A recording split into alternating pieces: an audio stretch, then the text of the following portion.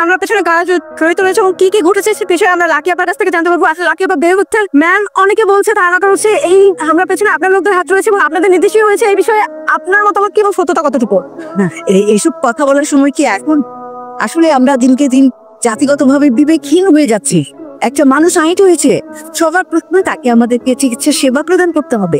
আর আপনাদেরকে আমি কথা দিই, প্রকৃত দোষী ব্যক্তিকে অবশ্যই খুঁজে বের করে আইনের আওতায় আনা হবে। আর আপনি কোনো চিন্তা করবেন না, আমরা এখানে সবাই আছি। কারো মারছো তুই? দেখছিস তো কিসে?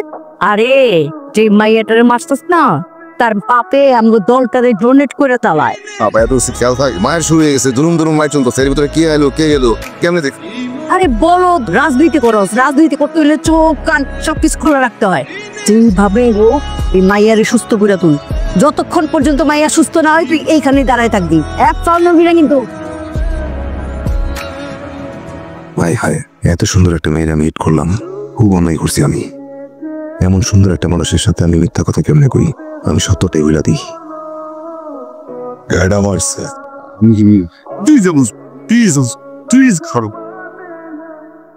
না না না, এক্ষুনি বলা যাবে না, পরিস্থিতি অবজার্ভ করে এলার, তারপর সুযোগ বুঝা বুঝা দিবা।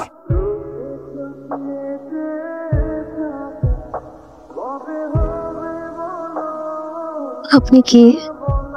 আমাকে চিনতে পারেন না। সত্যি চিনতে পারেন না?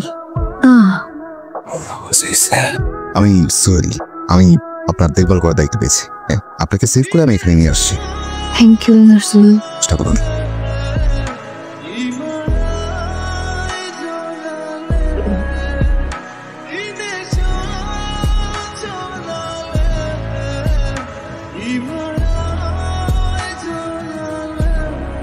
তো আসলে আমি অনেক ভাবলাম, ভেবে দেখলাম রাজনীতি ব্যাপারটা অনেক জটিল। এই যে দেখেন মারামারি হানাহানি কি একটা অবস্থা। এই যে পোলাপানকে বলি তোরা মারামারি করিস না, রাজনীতি কর, ভালো বিষয়, তাহলে দেখবি তোরা রাজনীতির হিসাবে মানুষের ভালোবাসা পাচ্ছে। আপনি ঠিকই বলছেন। আমি ভাবি যারা আমার উপর হামলা করছে তারা নিশ্চয়ই আপনার বয়সেরই হবে, আর আপনি কত ভালো আমার সেবা যত্ন করছেন। ধন্যবাদ। মিথ্যার উপর ভর করে থাকার উচিত হবে না এলার, সত্যটা বলে দে। অবরি আমি সব আমার ওকে ক্ষমা করে দাও ভাই, এমনি বলো অবলি আমি অপরাধী হবনি, আমি অপরাধী, সব অপরাধ আমার হবনি, সব অপরাধ আমার। ভাই কি হাসপাতালে যে তোমার মাথা খারাপ হয়ে গেছে, মনে মনে কি বিড়বিড় করতেছে? প্র্যাকটিস করতেছি। কিসের প্র্যাকটিস? সত্য বলার। কিসের সত্য? তোরে নাকি রাখছে, যা যা বেরো। তুমি তো আবার ফোন ধরতেছো না, এই জন্যই তো এলাম। বেরোতি বেরো। দেখ কিছু বলেন? একটা কথা বলা দরকার। বলুন। মনে হচ্ছে বিষয়টা বলে ফেললেই ভালো। আসলে আপনার অসুস্থতা বা আজকে যে আপনি এখানে, এর জন্য আমি দেই। আমি রাজনীতির সাথে জড়িত, অনেকে আমাকে ইটার এলার নামে চেনে। আরে আমাকে রাজনীতি, সেবা, ভালো মন্দ এসব জ্ঞান দিচ্ছিলেন। You are a hypocrite. আপনি রাজনীতি করে মারামারি করেন। আজকে যদি আমার একটা বড় কিছু হয়ে যেত, আপনি কার কাছে ক্ষমা চাইতেন? আপনি প্লিজ আমার রুম থেকে বের হয়ে যান। আপনার এই চেহারা আর কোনোদিন আমাকে দেখাবেন না। Please leave.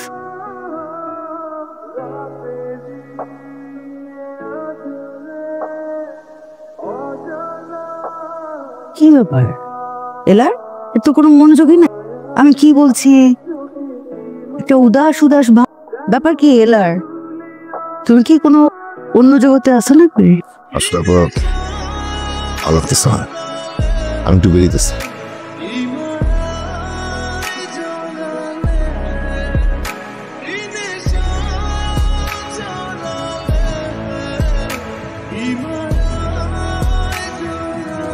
কি সমস্যা আপনার? আপনাকে না বলেছিলাম যে আপনার চেহারাটা আমি আর দেখতে চাই না? আপনি আমার বাসার নিচে কি করছেন? আপনি উত্তেজিত হয়ে যান, উত্তেজিত হবেন না। ভাববেন না সিনেমা শুধু আপনারাই দেখেন, আমিও দেখি। এখন আপনি বলবেন আপনি একজন পলিটিক্যাল পার্সন, আপনি মানুষ হত্যা করেন, আপনার হাতে মানুষের রক্ত, আপনাকে আমি ঘৃণা করি।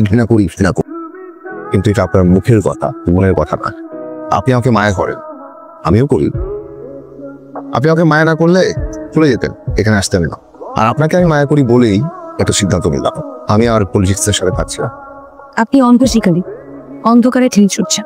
আপনি পলিটিক্সের সাথে থাকবেন নাকি থাকবেন না এটা আমার দেখার বিষয় না, কিন্তু আপনি আমার বাসার নিচে থাকবেন না। Thank you.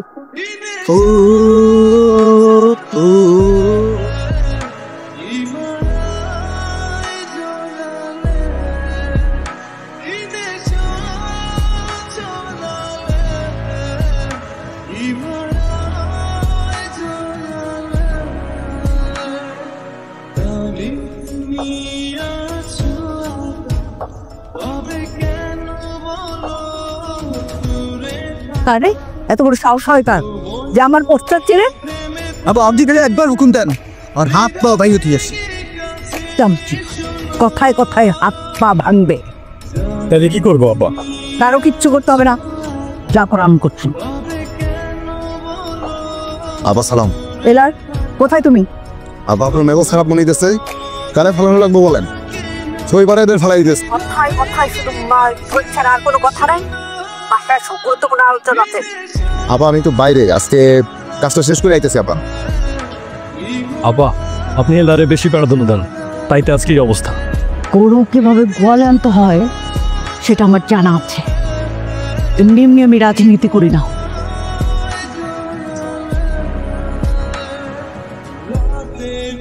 কেন অনেক সব প্ল্যান বেঁচে যাইতেছে, তোর যদি এক করে সময় সাথে দেখি একদম খুলে ফেলে যাচ্ছিস।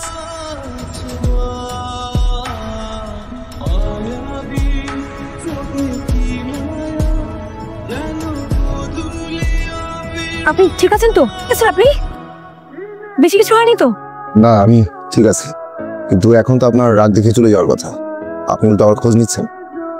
আপনার জায়গায় যে কেউ থাকলে আমি এমনটাই করতাম। আপনি আজকে আমাকে অনেক বড় বাচ্চা বাঁচিয়েছেন, ধন্যবাদ দিয়ে আপনাকে ছোট করতে চাইনি। আমার প্রতি আপনার মায়া আছে, আমি তো আপনি চলে যেতাম। আর যে মানুষের প্রতি মায়া থাকে, ভালোবাসা থাকে, তাকে মানুষ ধন্যবাদ দিয়ে ছোট করতে চায় না। তাই আপনি প্রমাণ করলেন আপনি আমাকে ভালোবাসেন। এটা আপনার ভুল ধারণা। আসি। আমার ধারণা ভুল না, মায়া খুব বিপজ্জনক। আমি চাই না আমাকে মায়া করে আর কোনো বিপদে পড়ে। এমনিতে আমার সাথে দেখার পর থেকে আপনি একের পর এক বিপদে পড়ছেন। আমি আর আপনার সামনে কখনো আসবো না।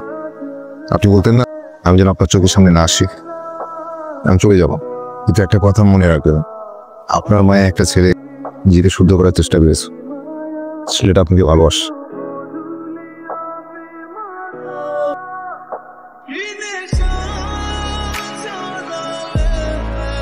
এলার কোথায় থাকিস তুই? ফোন করলে ফোন ধরিস না কে? তোকে তো পাওয়াই যাচ্ছে না।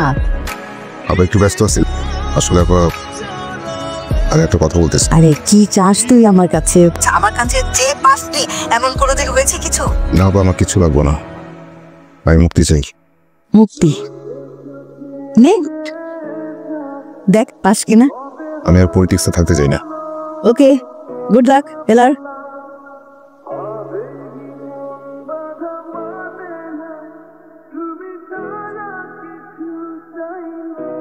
আমার ফোন নাম্বার কোথায় পেলেন? নাম্বার চাইলেই পাও। বলুন কি বলতে কল করলেন? আপনি কাল বিকালে ফ্রি আছেন? হ্যাঁ। কাল 5টায় লেক পার্কে চলে আসবেন।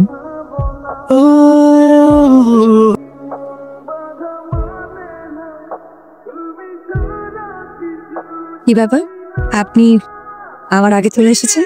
আপনি বললেন শাস্তি দিবেন, তাই চলে আসলাম। এই জীবনের প্রথম কাউকে দেখলাম যে শাস্তি পাওয়ার জন্য এত অস্থির হয়ে আছে। আমি তো অস্থির, আপনি বলেন কি শাস্তি? আপনি বলেছিলেন না যে আপনি কেউ একজনের মায়ায় পড়ে নিজেকে শুদ্ধ করতে চাইছেন? সেই একজন চায় আপনি নিজেকে পুরোপুরিভাবে শুদ্ধ করে তার হাতে হাত রাখবেন। আপনার দীর্ঘদিনের পথ ছেড়ে আসা আপনার কাছে কঠিন, কিন্তু এই কঠিন কাজটাই আপনাকে করতে হবে। এটাই আপনার শাস্তি।